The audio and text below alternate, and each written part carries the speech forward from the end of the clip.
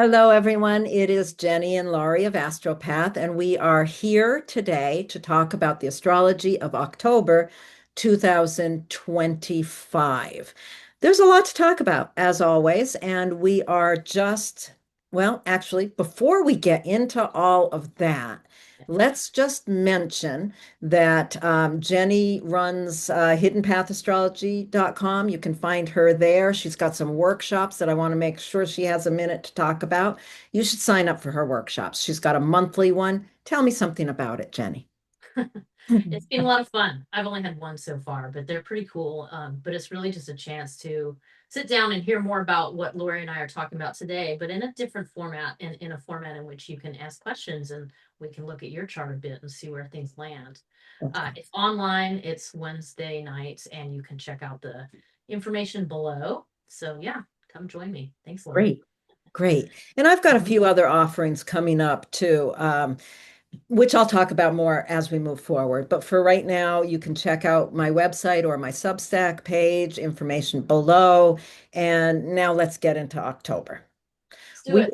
This video right now is just a general video about the astrology of October. We will be doing a separate video where we go into the horoscopes for October for every rising sign. That video is going to be published on YouTube on the 26th of September.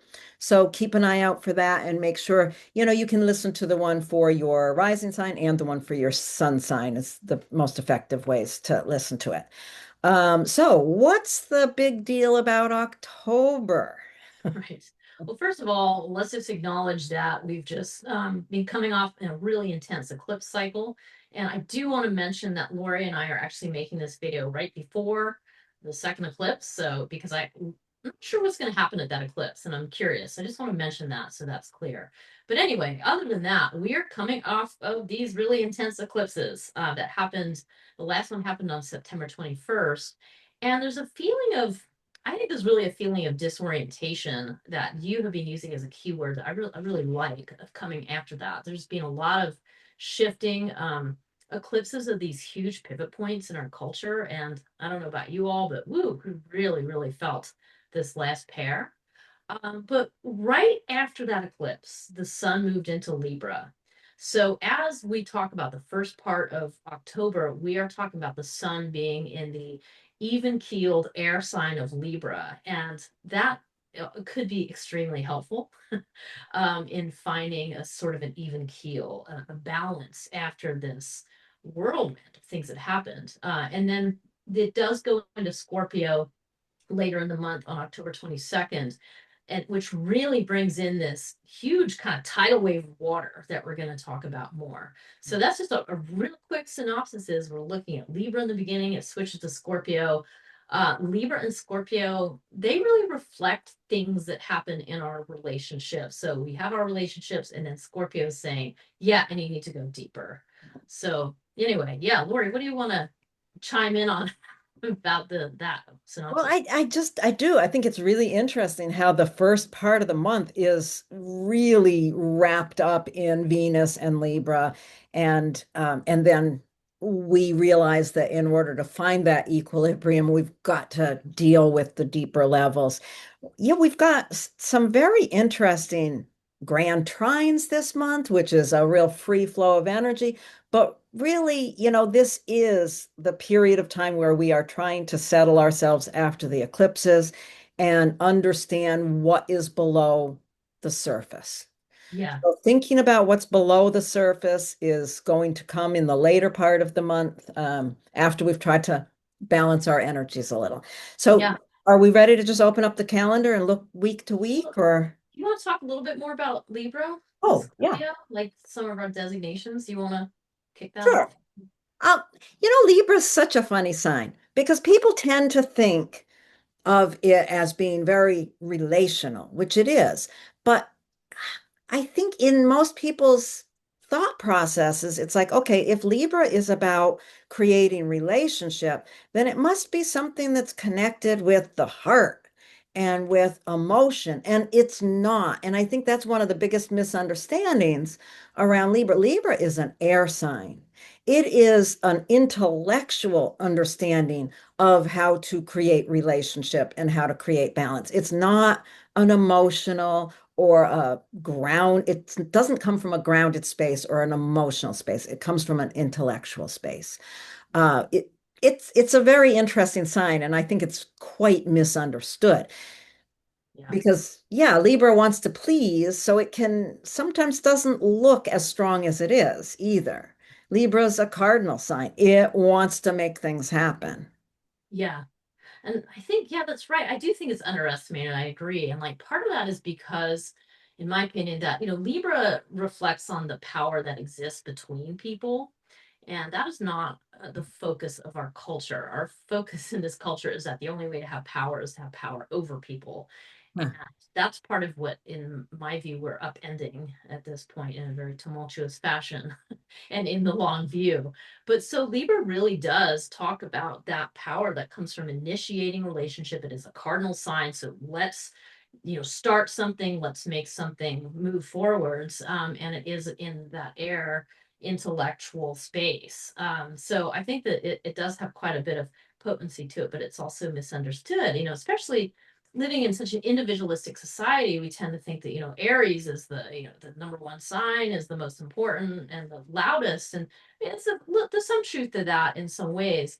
But the power between people, that's where things really start to happen. Like that's where the magic starts to happen. So I think Libra really works with that. And I have these two rocks here that Libra deals with the light and the dark. Mm. And in each of us, we need to contend with those forces. And Libra brings in that idea of balancing the light and the dark. Where are you outward and sort of shining light for other people? And then where do you need to reflect inwards, and look at the deeper levels, which kind of neatly takes you into the Scorpio conversation, where Scorpio really insists on that. So, I mean, that's kind of what some of the things I think about Libra. Yeah, I like how you talk about that, about Libra being the power that's created between people. Hmm, I like thinking about it that way. hmm, cool. Right. So Yeah, then we go to Scorpio. that's Scorpio. Scorpio brings us into deep emotion. We've been trying to create this intellectual balance here in Libra, but what's left out of that is the depth of emotion that Scorpio brings us to. It's a very powerful sign. Yeah, I mean, Scorpio really deals with the idea that if you have wounds, which every single person on this planet has emotional wounds of one sort or another, and they tend to kind of present as these like knots of energy deep in the psyche, and they contain a lot of energy when they're sitting there not being looked at or dealt with or whatever. And so the idea is that as you realize, ooh, I've got this trauma I have to deal with, and you work with it, you start unleashing the power that's contained, the emotional power that is wrapped up in that wound. And it really allows you to more freely express, to walk into a more healed space. And also, like, if you already know your own vulnerabilities, it's a lot harder for people outside of you to exploit you for them because you have a handle on it. So Scorpio is associated with this power. And I think about that emotional power. There's other ways to look at it, but on the, personal wellness, emotional level, that's one way you can think about freeing up some of that intensity. Mm. So yeah. Yeah. Yeah, Scorpio is such a powerful sign. And, like a lot of the signs, there's a lot of misunderstanding around it. Yeah. People think of it as just this incredible darkness and all this scary stuff. It comes at Halloween time, and we all either over accentuate that darkness or try to hide from it.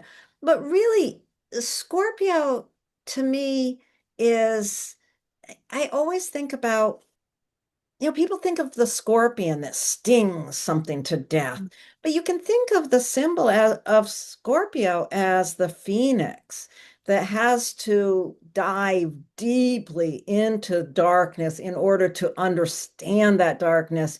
And then from that point can rise as this beautiful mythical bird, the phoenix, and the power of Scorpio, the power the darkness of Scorpio and the power of Scorpio, I think, are very much the line between is integrity. Really understanding what that darkness is and managing it with a heavy dose of internal integrity is what can bring you into back into the light, into the power of it. Yes. And you also reminded me that sometimes people associate Scorpio with grudges and resentment, which I mean certainly can be true. There's that could certainly be a true statement, but also that could be misunderstood in the sense that Scorpio is an incredibly dedicated sign.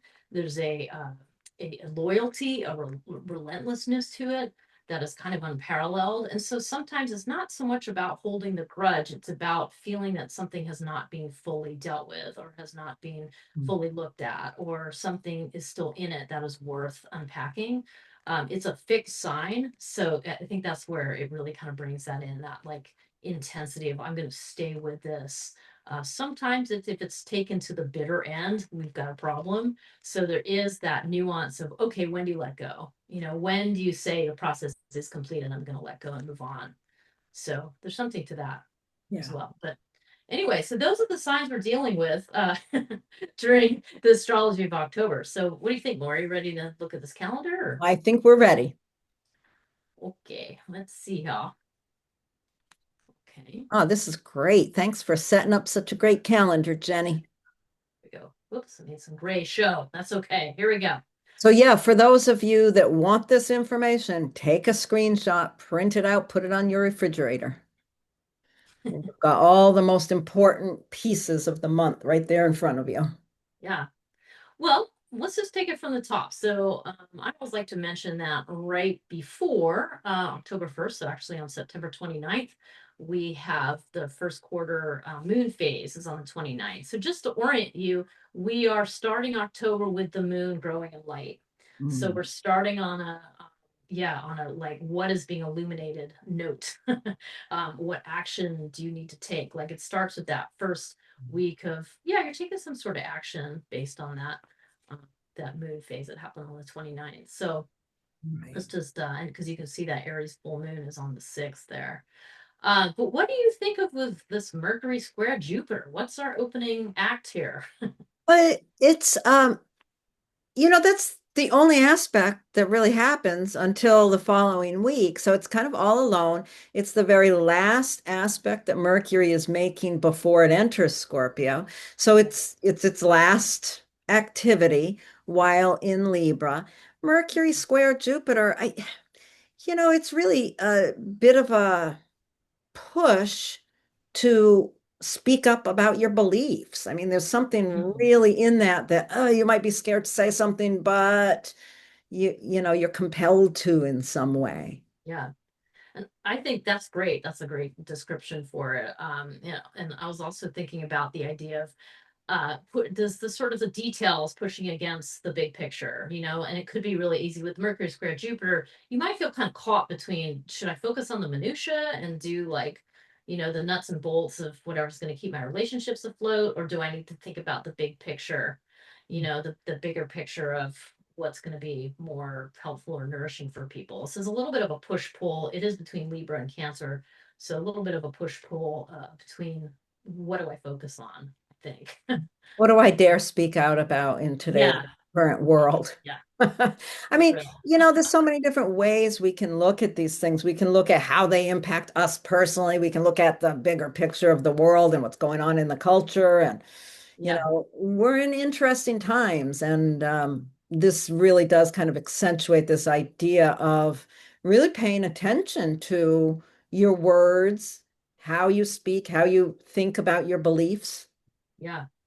Yeah, and I think that actually segues really nicely right into, okay, the Aries full moon. And the Aries full moon is shedding light on something to do with, the self, or something to do with aggression, or something to do with all of these Aries things you can think of.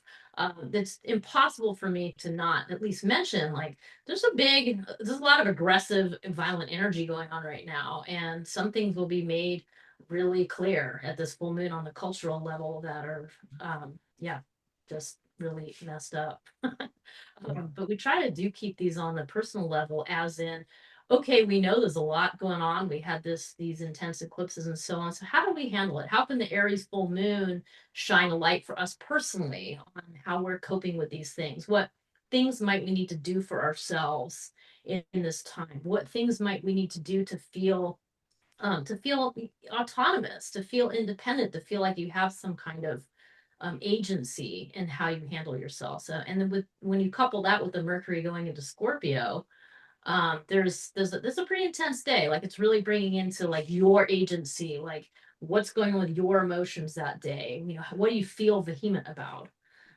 You know? And yeah, as Mercury heads into Scorpio, it really takes off its focus on politeness. Yeah.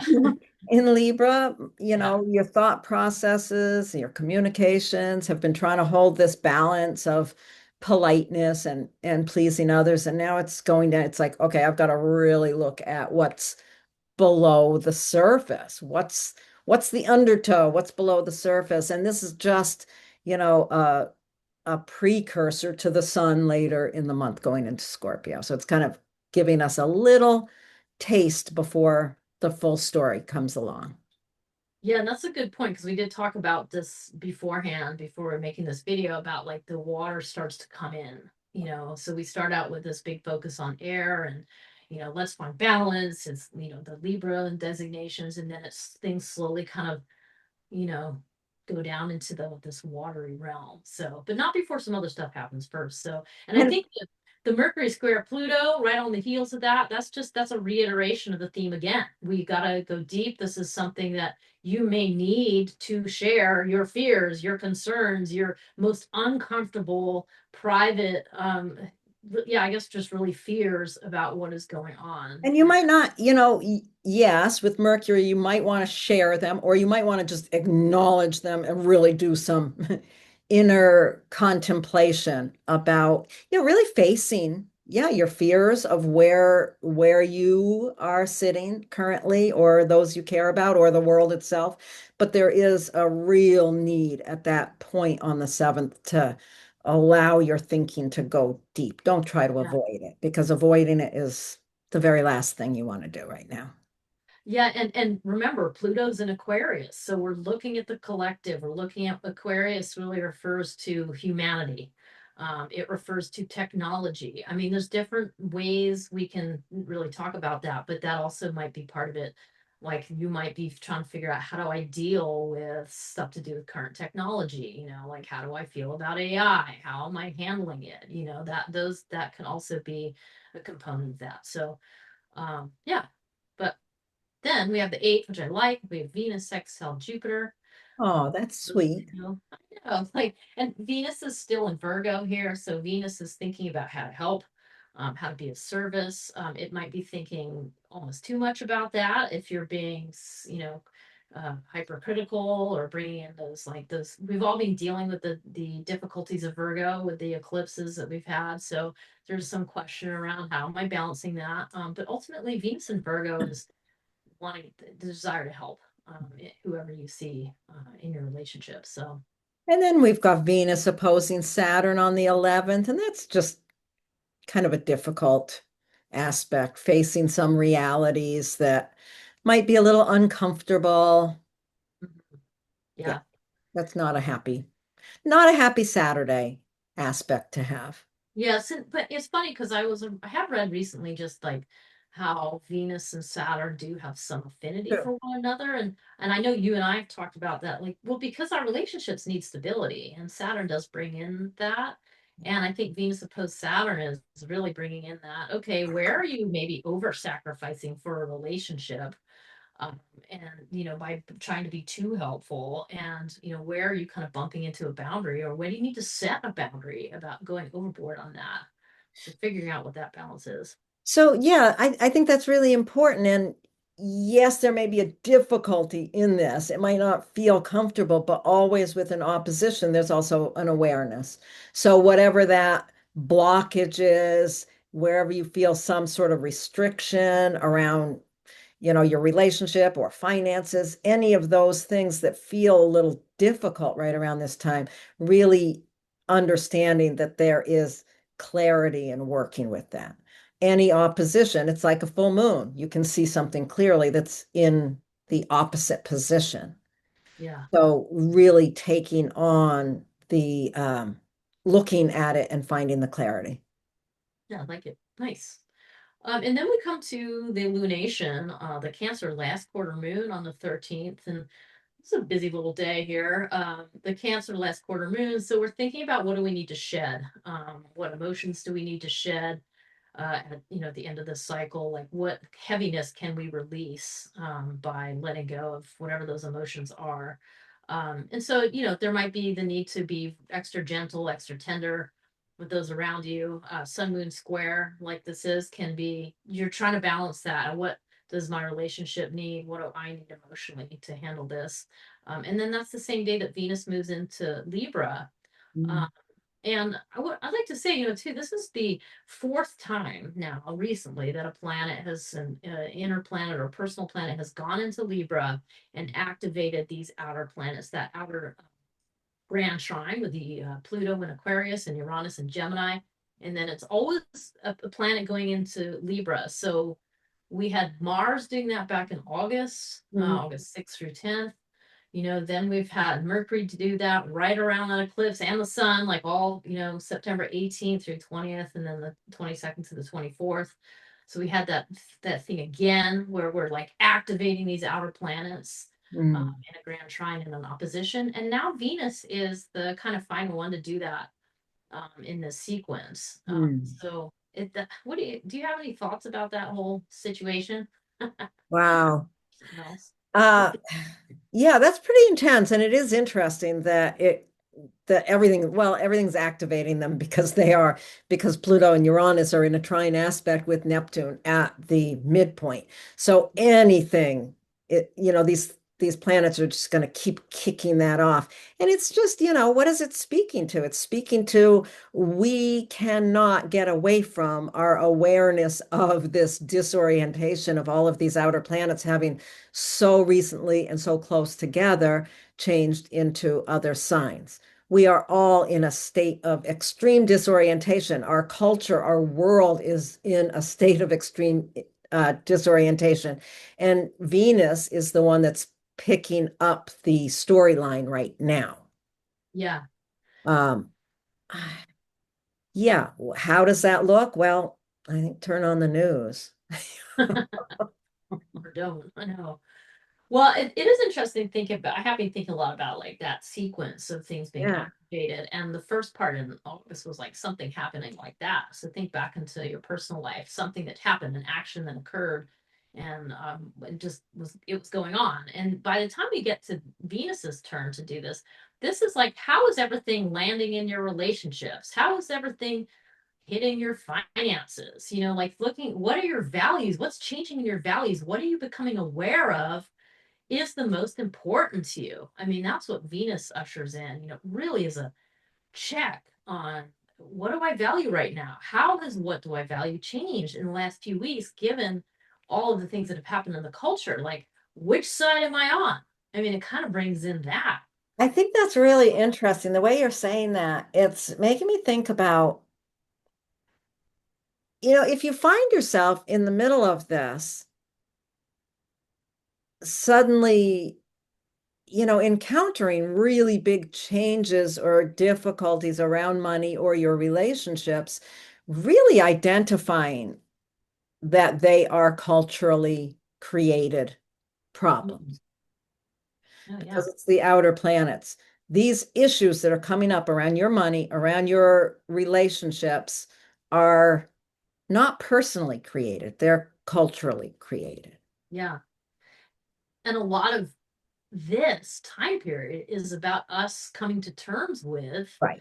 these changes in the culture and how do I personally feel? How do I personally think about this? How do I can now identify much more clarity about certain values that I have because there's things in the culture that I'm like, no, thank you.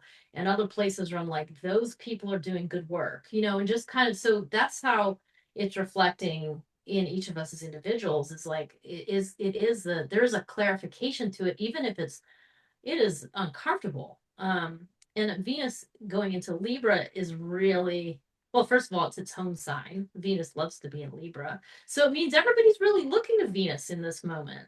So that means it is really important that we sort of take a dive and observation into how this is changing our values, what's changing outside of us. So Yeah. yeah, and Pluto stations direct that day, which is so something moving forwards, Pluto and Aquarius moving forwards. Yeah, I'm really curious about that. Pluto going direct. It's right at 1 degree of Aquarius. So it's still brand new in Aquarius, even though it's been there for a few years at this point, or a year and a half or so. Yeah. So it's been there for quite a while, but now, having it turn direct, it's like something that's been stuck. What Pluto's probably been retrograde for maybe 6 months, something like that.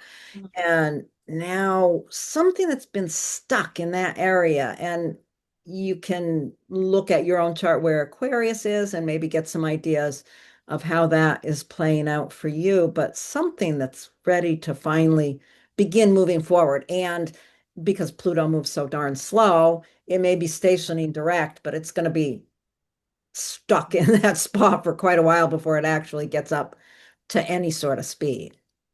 Yes, and Pluto's direction, so the fact that it's switching into direct right now, has everything to do with its relationship with the sun. Uh, and so therefore, whatever this station direct on the 13th, you're going to get more understanding about what that's about on October 24th, which we'll get to in a minute when the sun squares Pluto. That kind of brings in what has now kind of gestated since it was last direct and did its whole station retrograde. So I think that those two dates are connected. Huh, But interesting. I like that. That's good point.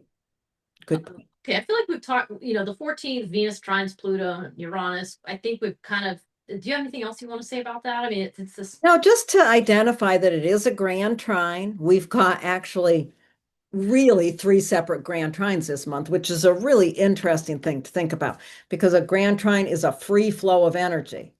And I have to say that I have been guilty in earlier years of my life of thinking, oh, that's a wonderful thing, just across the board. A grand trine is a wonderful thing. And it's not necessarily a wonderful thing. It may be a wonderful thing, but what it is a free flow of energy that is not stopped anywhere. Uh, yeah, yeah, it, it's a powerful force. it is. It is, and I do think it's worth just visiting it a little bit more, just because people are like grand trines. We hear these terms, what do they mean? And as Lori said, it's the stable pyramid of energy, and it's in air. So we've got all three air signs: of Venus and Libra, Uranus and Gemini, Pluto and Aquarius. So you've really got to get a handle on what is air. And air is the most human of the four elements, and it is the most social, and it really brings in the mental space, the visions that we can conjure in our minds before having to land anything in reality. So on one hand, you could think about this as a real spin out of like, hey, this is possible, that's possible, who knows, I don't even know, and adding to disorientation.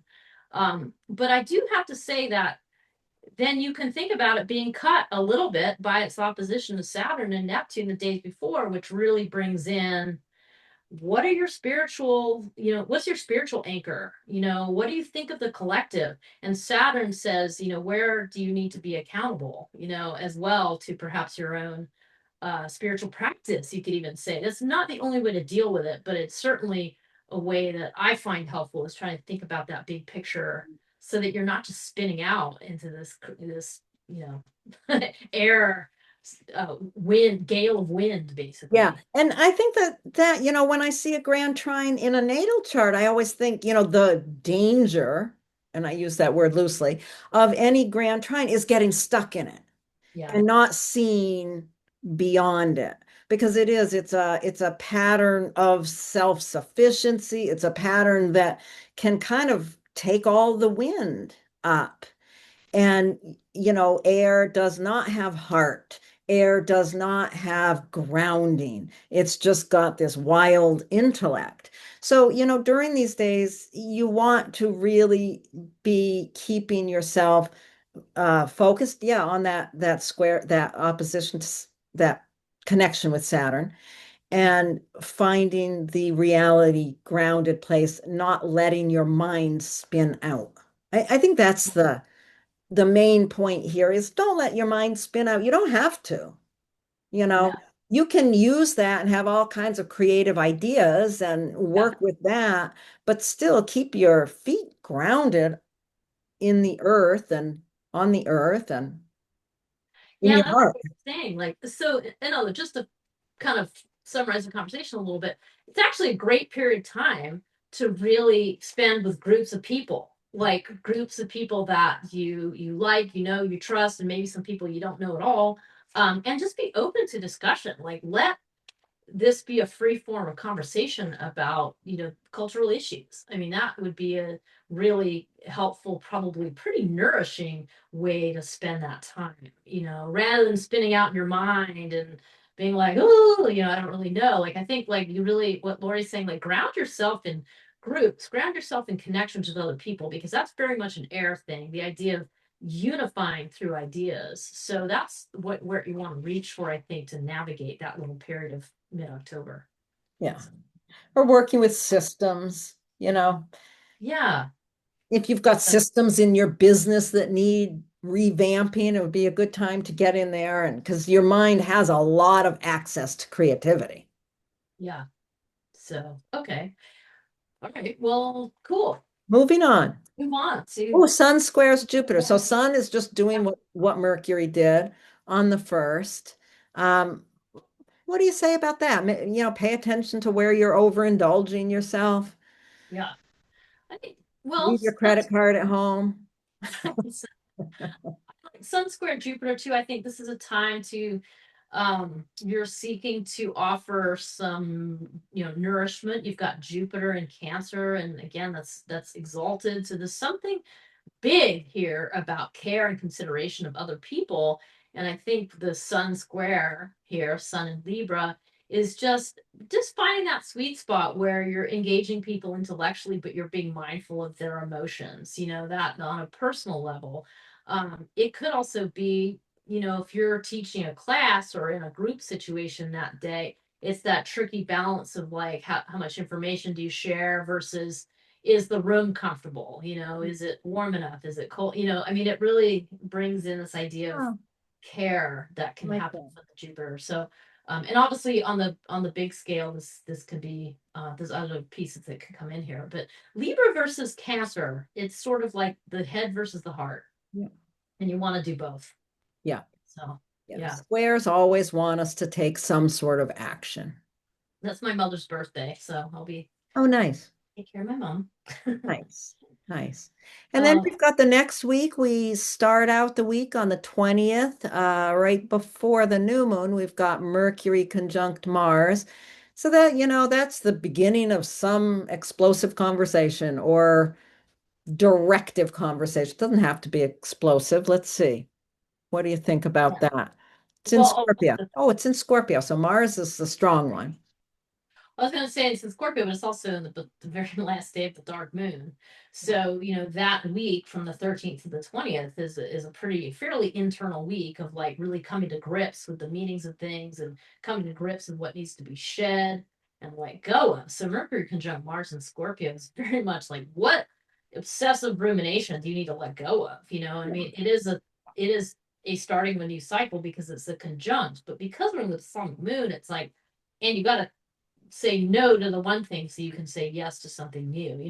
What new cycle of obsessive thinking would you like to begin? Right, right. It's unlikely to actually be a conversation and more likely to be internal rumination. And if it is a conversation, it's an ending conversation. Yeah, Like, I'm out of here. yeah. We done here. We're done here. And then we've got the Libra new moon. What do you want to say about the Libra new moon, Jenny? Well, this is a time, the new moon is always the beginning of something new. And you can look at the short cycles of just these next 4 weeks, but you can also look at the 6 month cycle. So between the Libra new moon and the, Libra full moon that's going to happen sometime next spring. But anyway, Libra new moon is a really good time to just be like, okay, what do I need to think about to for stasis? What kind of balance? What kind of can I have a mind state that's pretty objective and balanced? And am I including other people? It kind of brings an inclusion feeling. So that's like a Libra new moon is just starting new cycle for that. You're going to want to look at where Libra is in your chart. You know, which house do you have Libra in? Do you have planets and so on and so forth there to really find out if this is a super important new moon for you or not. But I think of that, and the other thing I just want to say that I was just noticing, we are preparing for a Mercury retrograde. Oh, yeah. Not quite here yet, but on that 21st is it first steps foot into that degree of Scorpio where it's going to return to. So it's just the beginning of like this is ground you're going to be retreading. You're going Okay. to be revisiting some of these thoughts here are coming up. So those are all that's all my babble for me. Yeah, that's good. I like being away from the eclipses. I have to Yeah. just say, it's nice to have an ordinary new moon. We can look at where is Libra in our natal chart? What seed can we plant here? And I think it's really significant. I'm glad you brought that up about the Mercury is going to be coming back to this point. So, yeah, paying attention to where you are right now and understanding that you will be re-navigating this space. Yeah. Um, I like the idea too, just like have this last kind of thing of Libra, which can be just really help you with being even keeled right before things go into Scorpio, because you're gonna need it. And we're gonna talk about that next. So yeah. yeah. So the sun does go into Scorpio on the 22nd, but not before Neptune retrogrades back into Pisces. So now we have Neptune is that's a big deal because it's so different to be in Aries, and Neptune is like, oh, I need a respite. I'm going back to my place in Pisces, which I feel some resonance with. So there's a real okay, let's go back, let's restore, let's revisit these, the collective, let's revisit the ideals, let's revisit is there a possibility for some kind of transcendence, or are we just going to continue to be completely deluded, continue with the delusions and the deceptions that are rampant? And So, Saturn is already in there waiting for Neptune to rejoin it. They're yeah. going to both be retrograde in Pisces again for a while longer. So really blurring reality is blurring again still. I mean, not that we really cleared out of it because we had these eclipses as being these other things, but there's a further kind of, blurring of what's real and what isn't. And I mean, this is going to be an important time. I'm just going to say this like, reach outside of information that's being generated in the US, look for information outside of the US. Just there's other newspapers, there's other outfits, there's other people writing that are going to bring in a voice that is less deceiving than what's happening in the popular media right now. So I'm just going to put that invitation out there, like reach for something different, look for something outside of this, what's happening here. So And yeah. there we have it. We are now with the sun in Scorpio, Mhm. shining a bright light in that area of your chart. Be sure that you listen to our horoscope video that will be coming out on the 26th. Okay. Yeah, because yeah, we'll So, focus on this. yeah, we'll focus on how all of this is impacting or parts of this are impacting you personally. And then on that Friday, we've got the sun squaring Pluto, just like Mercury did on the 7th, squaring Pluto, and Mercury trine Jupiter. So, Mercury squaring Pluto, that's going to be a pretty intense little pocket of time, don't you think? Yeah, like this. So I just want to, just say as a little reminder. So the Sun Square Pluto, if you have some questions, refer back to whatever started to pop up on the 13th. It might give you some clues, it might not, but just that. Sun Square Pluto, Sun in Scorpio squaring Pluto. I mean, this is almost, I just can't help but think of this as a double pattern, that we're in Scorpio. And then Pluto also brings in this depth and this need to dig up something that's buried or confront something that previously was not bothering you, and now it's just in your face. A square is a lot of pressure. A square is like you cannot avoid me anymore. So there's something coming up that must be confronted in some way, or at least recognized, or at least respected for the intense thing that it is. There's something about that, some kind of acknowledgement. um, But I do like that, yeah, Mercury trine Jupiter. This is when we really get into this water. I mean, now we've got Mercury and Sun in Scorpio, the deepest water. I kind of think about it, the water, the underground water, the groundwater that is the sustenance for cities. I mean, that's Scorpio. It's sort of not seen, but it is incredibly powerful. It brings in the power of invisible forces. And so Mercury trine Jupiter, I mean, that's a pretty beneficial contact theoretically. So, And then Saturn the next day. So we've got another grand trine here, yeah. another pattern of just flowing energy. And yeah, this is emotional energy.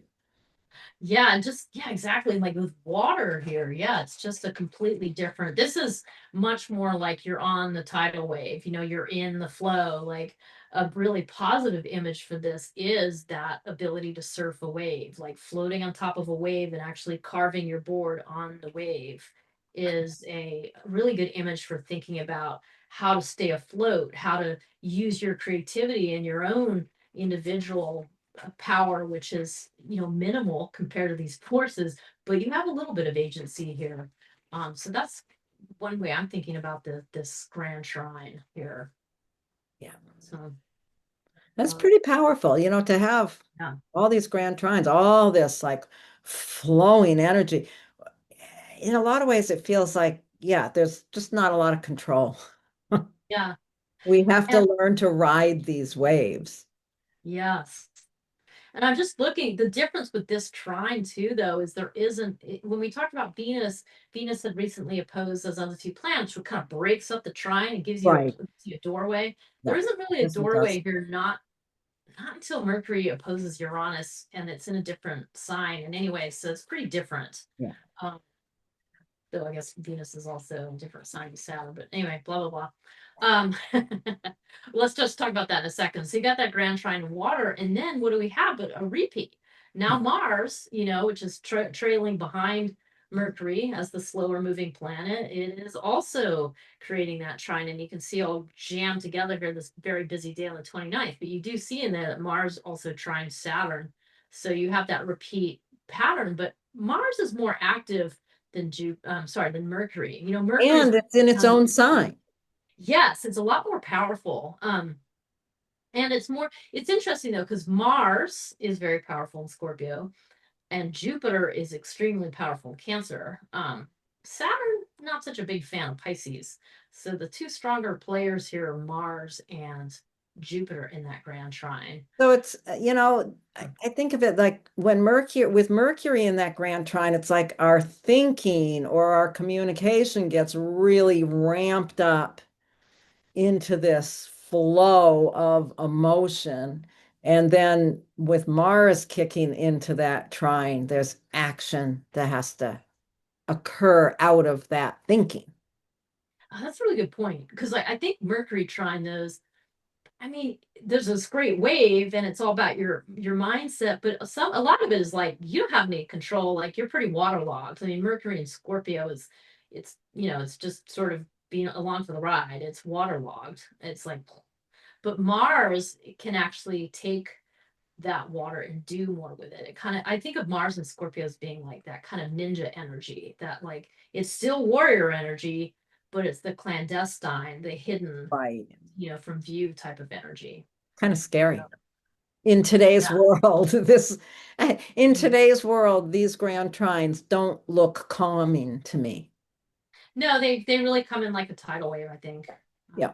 Yeah, and then you have, if you can read the little writing here on the 29th, we have our Aquarius first quarter moon. So now we're in that active moon phase. We're in the building of the light moon phase. And so this is an active day, a day for decisions, a day to take some sort of take your decisions and do something with them. Hmm. And you have Mercury trining Neptune now, which is again back into Pisces. So really adding to that kind of waterloggy feeling. And then Mercury's like, I'm getting the hell out of here. I'm going to Sagittarius. Help get me out of here. And funny because, Mercury, Mercury going into Sagittarius is just reaching for another perspective. It's like yes, I've got to get out of this waterlogged emotional space where I can't really actions are happening. I'm taking actions, but I don't have a lot of control even. It's this emotional flow. But now Mercury going into Sagittarius is like, whew, I can get some perspective. Yeah. Yes. And And I I mean, love that it sextiles Pluto the next day. I know. I think that's helpful. Before it does that, though, it opposes Uranus here. Ooh, yes. So Oh, that's, okay. yeah, some agitation going on. It's kind of like, oh, I want to reach for a different perspective. And I'm like, oh shit, not that perspective. Or maybe just exactly that perspective. Yeah, this could be Because it's Uranus. Who knows what that perspective might be? There could be a real, gaining of perspective and seeing something yeah. that changes the whole pattern. I think when I'm looking at this too, the other thing I do like, it's funny because I think everything in this day has a kind of a positive aspect and a difficult aspect, because the Aquarius first quarter moon, that's helpful because Aquarius is a lot more objective. Aquarius can detach from the heavy emotions, but it's also first quarter moon, so there's a bit of a crisis happening here. But I think this would be a really good day to do some sort of adventure. I mean, if you can take the day off and go and hike up your local mountain, something, that would be a really good thing to do on this day, to find some kind of grounding, to contend with whatever awakenings are going on in your mind, whatever realizations. And have that adventure be somewhere where you have a perspective. Go on top of a mountain. Yeah, it's like climbing. That's exactly the same thought. It's like just go to your local mountain and go catch a view of, you live near the ocean, or something bigger that puts you in touch with nature, because this Yeah, this day is intense. yeah, Um, yeah. and I think Mercury and Sagittarius too is like, it's not its favorite place to be. It's fast moving, um, and that it can. So the idea is here, you want to do something grounding that allows you to like put some energy into something. There's a lot of energy here. Yeah, and And then gain a broader perspective. And then yeah, that last little piece with Mercury sextile Pluto really, that's just an opportunity once the mind has gone into this larger perspective to start really seeing the opportunity in that to make some sort of a difference to, you know, little things can matter. Sextiles are such interesting aspects because they really don't require anything of us. And we yeah. can ignore sextiles, but they are gateways of opportunity. Mhm. No, and I like to thinking about Sagittarius and Aquarius together. I think those signs, they really do well with each other because they both have vision. They both have that access to a vision. They both have a little bit of a curiosity about the future, rather than like a fear. It's more of a curiosity and like, aha, maybe there's something here that I didn't see before that feels better, that seems more hopeful. I do, yeah, I like that about that sextile. Yeah. So, but it's up to you. And then we have Samhain or Halloween. Yeah. Then Oh, we can all dress up and play a little at the end of the month. yeah. Dress up like a phoenix. Dress up like a phoenix. Yes, yes. Go out. So, Be okay. seen. Well, do you have anything else to add? That was anything else I you? don't know. No, I don't think I have anything really to add. Just kind of like really understanding this entire piece, this entire month as the follow-up of these eclipses and really seeing what's beneath them, really trying to gather our understanding of where we're at and being aware of the inclination to get swept up, Yeah. making sure we do what we need to ground ourselves in the midst of it. And ultimately, I feel like this is part of us learning how to not be so afraid of our feelings. We're in a time of, really returning to the value and the power of feelings and how we relate and how we use those feelings after just, we've been living in a culture that does not, has kind of pushed those down and sort of that they're not reliable and they're not valid and so on and so forth. And ultimately the bigger shift that is an evolution that's happening. So, And okay. anyone who's listening, if you really want to get into a deep understanding of how these patterns, how where we are at now impact you personally, first of all, watch our next video that's coming out on the 26th. And second of all, if you really want to understand what's going on, make an appointment with one of us. We'd be happy to meet with you and really get into how your life is being impacted by all the changes of our current times. Yeah, nice. Sounds All good. right. I think Thank we're you, all set, Lori. Jenny. Yeah, we're all good. All And right. thank you everybody for watching. Thank you. We'll see you all soon. Bye.